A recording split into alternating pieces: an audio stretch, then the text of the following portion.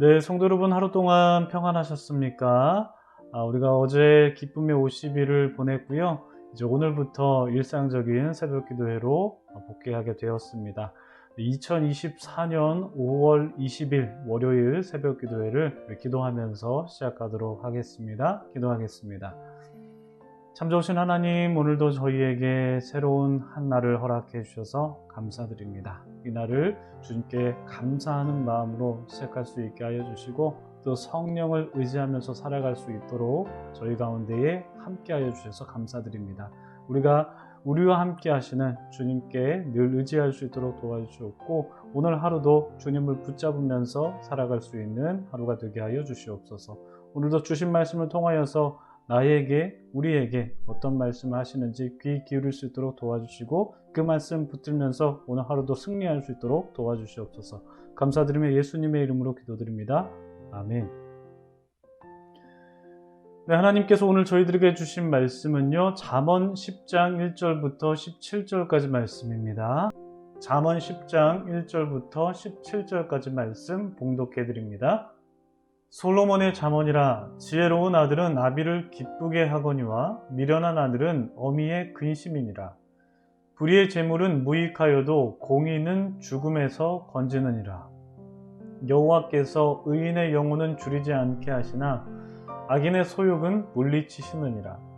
손을 게으르게 놀리는 자는 가난하게 되고 손이 부지런한 자는 부하게 되느니라. 여름에 거두는 자는 지혜로운 아들이나 추수 때에 자는 자는 부끄러움을 끼치는 아들이니라. 의인의 머리에는 복이 임하나 악인의 입은 독을 머금었느니라. 의인을 기념할 때에는 칭찬하거니와 악인의 이름은 썩게 되느니라. 마음이 지혜로운 자는 계명을 받거니와 입이 미련한 자는 멸망하리라. 바른 길로 행하는 자는 걸음이 평안하려니와 굽은 길로 행하는 자는 드러나리라. 눈짓하는 자는 근심을 끼치고 입이 미련한 자는 멸망하느니라.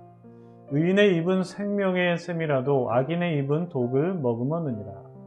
미움은 다툼을 일으켜도 사랑은 모든 허물을 가리느니라. 명철한 자의 입술에는 지혜가 있어도 지혜 없는 자의 등을 위하는 채찍이 있느니라. 지혜로운 자는 지식을 간직하거니와 미련한 자의 입은 멸망에 가까우니라. 부자의 재물은 그의 견고한 성이요 가난한 자의 궁핍은 그의 멸망이니라. 의인의 수고는 생명에 이르고 악인의 소득은 죄에 이르느니라. 훈계를 지키는 자는 생명길로 행하여도 징계를 버리는 자는 그릇 가느니라. 아멘. 네, 참 좋으신 우리 주님의 크신 은총이 우리 토론토 한인장로교회 모든 분들에게 가득하시기를 주님의 이름으로 축복합니다. 성도님들, 오늘도 주님 안에서 주님께서 주시는 기쁨을 계속해서 이어가셔서 행복한 오늘이 되시기를 바랍니다. 오늘부터 우리가 잠언 말씀을 나눕니다. 우리가 작년 7월부터 해서 잠언 1장부터 9장까지 말씀을 좀 나눠봤고요. 그리고 나서 잠시 잠언 말씀을 좀 멈췄다가 다른 말씀들 좀 많이 봤죠. 그러다가 한 10개월 만에 다시 잠언 10장부터 이어서 좀 보게 됩니다. 오랜만에 보시죠, 여러분. 오랜만에 보시는 만큼 이 잠언의 전체적인 구조를 한번 좀 잡아드리면 좋을 것 같고요. 그리고 나서 오늘 본문을 좀 나눠보면 좋을 것 같습니다. 잠언은요, 크게 세 부분으로 나눌 수가 있습니다. 먼저 1장 1절부터 7절까지는 서론이거든요. 서론이기 때문에 이건 좀 예외로 두고요. 첫 번째 파트는 바로 1장 8절부터 9장 18절까지를 이제 큰 덩어리 첫 번째 파트로 볼 수가 있습니다.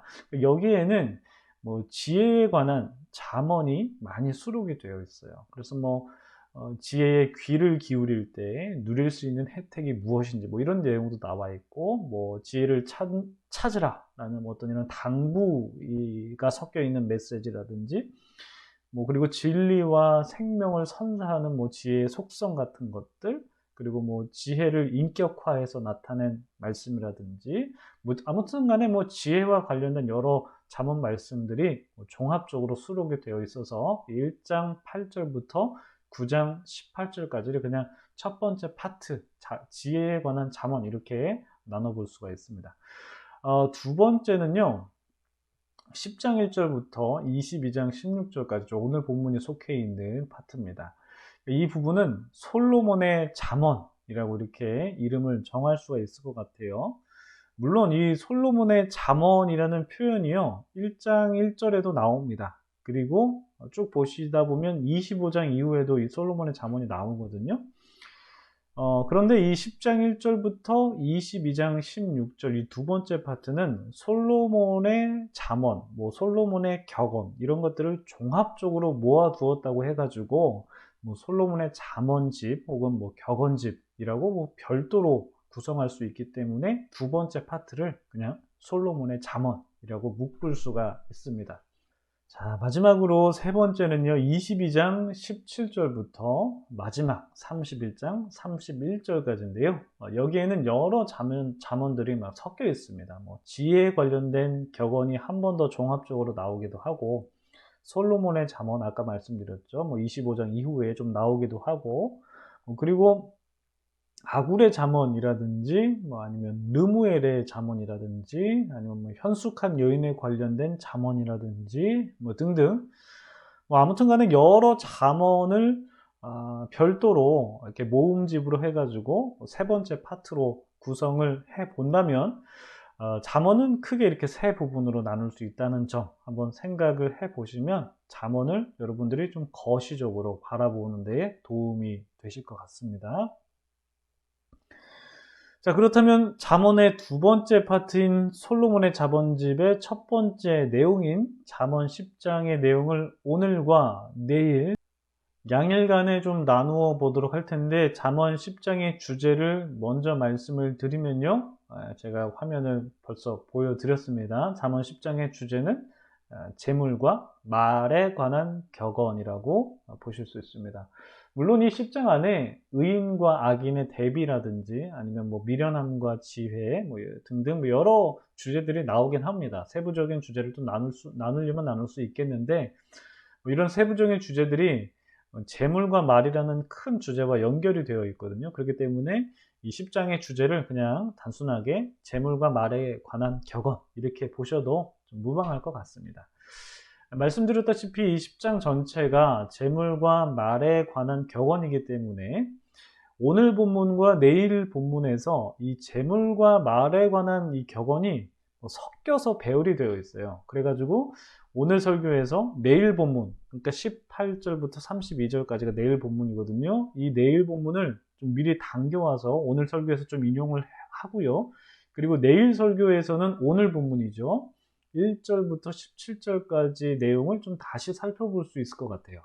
그래서 오늘과 내일 설교는 본문을 좀 왔다 갔다 할 텐데, 큐티인이 정해진 본문 안에서만 살펴보기보다는 주제를 정해서 오늘 설교와 내일 설교를 좀 나눠보면 좋겠다 이런 생각이 들었습니다. 그래서 오늘 설교에서는요, 재물에 관한 내용을 좀 주로 다루고 내일 설교에서는 말에 관한 주제로 설교를 좀 해드리면 좋을 것 같습니다. 자, 그럼 오늘 본문 좀 나눠볼까요? 2절부터 3절까지 말씀 한번 보시겠습니다.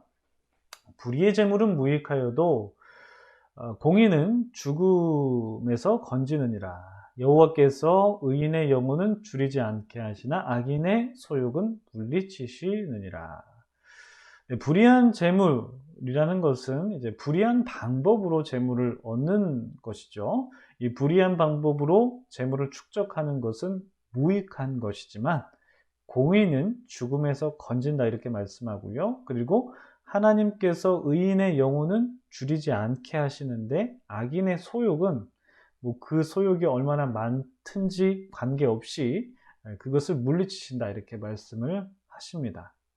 이 2절 3절 말씀은 재물과 의라는 주제가 대꾸를 이루고 있는 것을 여러분 보실 수가 있으신데, 제가 사순절 기간에 우리가 비유 설교했습니다. 예수님의 비유 설교를 우리가 했는데, 제가 그때 한번 말씀드렸는데 비유라는 것이 문화적인 특징을 갖고 있고 또 한 가지 구조적인 특징을 갖고 있다. 물론 모두 다 그런 건 아니지만 대부분 문화적인 특징, 구조적인 특징을 담고 있다. 이런 말씀을 드린 적이 있는데요. 그 잠언의 격언이라든지 아니면은 뭐 시편 같은 경우 아니면 다른 뭐 구약의 어떤 말씀 같은 경우에도 이 비유처럼 구조를 갖고 있는 경우가 상당히 많습니다.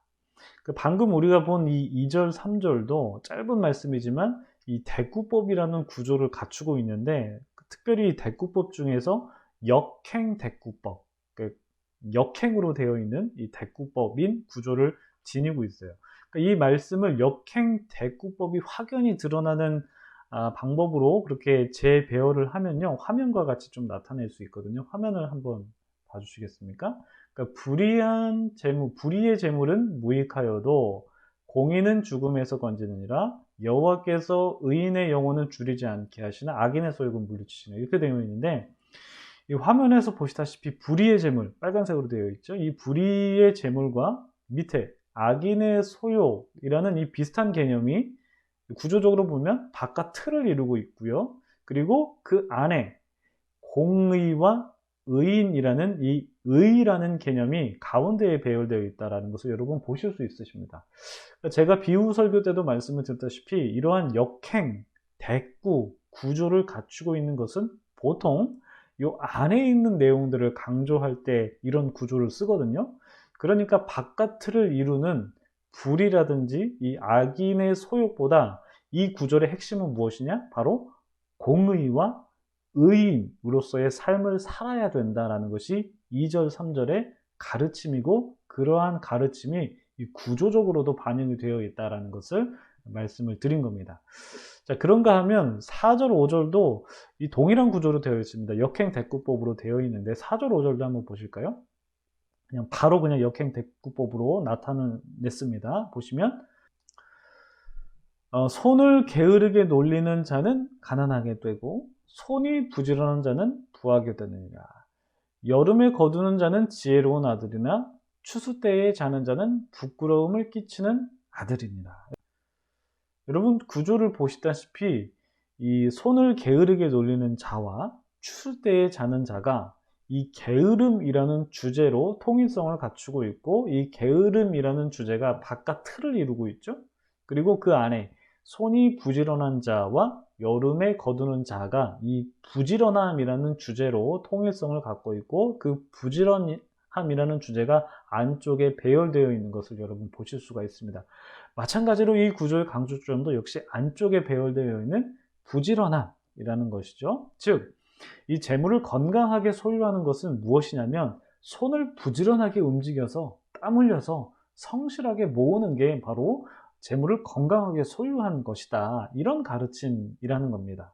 이러한 건강한 재물은 하나님께서 주시는 복이고 우리가 누릴 수 있는 복이고, 반대로 불의한 방법으로 모으는 재물, 악인의 소욕은 그 재물이 아무리 많다고 하더라도 그 재물은 하나님께서 기뻐하시는 재물이 아니다, 물리치시는 재물이다 라는 것입니다. 따라서 우리가 이 세상을 살아갈 때 건강하게 재물을 얻고 모으는 것이 굉장히 바람직한 삶인데, 그러한 건강한 재물은 견고한 성이 된다라고 15절에서 말씀을 하는데요. 이 15절과 16절을 보실 텐데 이 구절도 배열을 좀 달리해서 좀 나타내 보도록 하겠습니다. 배열을 좀 달리 보면 이렇게 할 수 있습니다.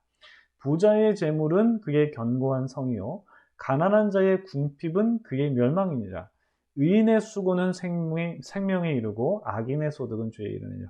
여러분, 이 구조는 우리가 아까 나눈 역행 대꾸법과는 좀 다른 구조로 되어 있습니다. 이런 구조를 계단식 구조라고 부릅니다. 계단처럼 되어 있죠. 보시다시피 이 계단처럼 배열되어 있는데 부자의 재물과 의인의 수고가 이 대꾸를 이루면서 계단처럼 되어 있고, 그리고 가난한 자의 궁핍과 죄를 이루는 악인의 소득이 이 또 대꾸를 이루면서 이제 계단식으로 되어 있습니다. 앞서 나누었듯이 이 성실하게 일해서 벌어들인 소득은 이 견고한 성이 된다는 그런 의미로 연결이 되거든요. 그래서 이 성실한 소득은 견고한 성이 되기 때문에 의인의 수고는 생명에 이르게 되는 것이고, 반대로 게으르게 손을 놀리면서 가난하게 된 자나 아니면 악한 방법으로 소득을 쌓아 올리는 사람도 결국 죄를 짓는 것이기 때문에 둘 다 멸망에 이르게 된다는 것입니다. 결국 이 잠언 10장에서 말하는 재물이라는 주제로 좀 포커싱을 해보면 이 재물은 하나님께서 주시는 축복이다라고 그렇게 연결이 되는데 그 연결이 바로 22절에 기록이 되어 있는 겁니다. 여호와께서 주시는 복은 사람을 부하게 하고 근심을 겸하여 주지 않는다. 그러니까 하나님께서 주시는 복은 사람을 부하게 만듭니다. 하나님께서 주시는 복이 무엇이냐면 일할 수 있는 힘을 주시는 거고 일할 수 있는 일터를 주시는 거고 그 일터 속에서 소득을 얻을 수 있게 만들어 주시는 것이다 라는 거죠. 하나님은 사람을 이렇게 복되게 하시고 풍성케 하시는 분이시다라는 것입니다. 불로소득을 얻게 하시는 분이 아니라 불의한 방법으로 소득을 얻게 하시는 분이 아니라 성실하게 일해서 땀 흘리면서 건강한 재물을 허락해 주시는 분이 그러한 복을 주시는 분이 바로 우리 하나님이시다라는 것입니다. 결국 이 잠언이 말하는 건강한 재물이라는 것은 하나님으로부터 주어지는 복이다라는 것을 증거하고 있다는 것입니다. 여러분, 우리가 돈을 벌고 뭐 소득을 창출할 수 있는 것은 순전히 은혜다라는 것, 하나님께서 주시는 복이다라는 것을 기억했으면 좋겠습니다.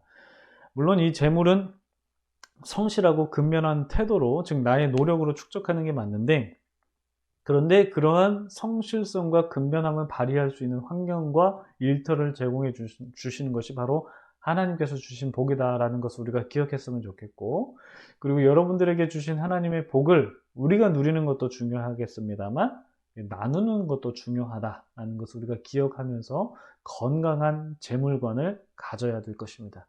여러분 모두 부자 되십시오. 건강한 부자 되십시오. 그리고 그 부요함을 여러분도 누리시고 또 나누시면서 하나님께서 기뻐하시는 삶을 사시는 여러분들 되시기 바랍니다. 오늘 말씀 기억하시면서 기도하도록 하겠습니다. 기도하시겠습니다.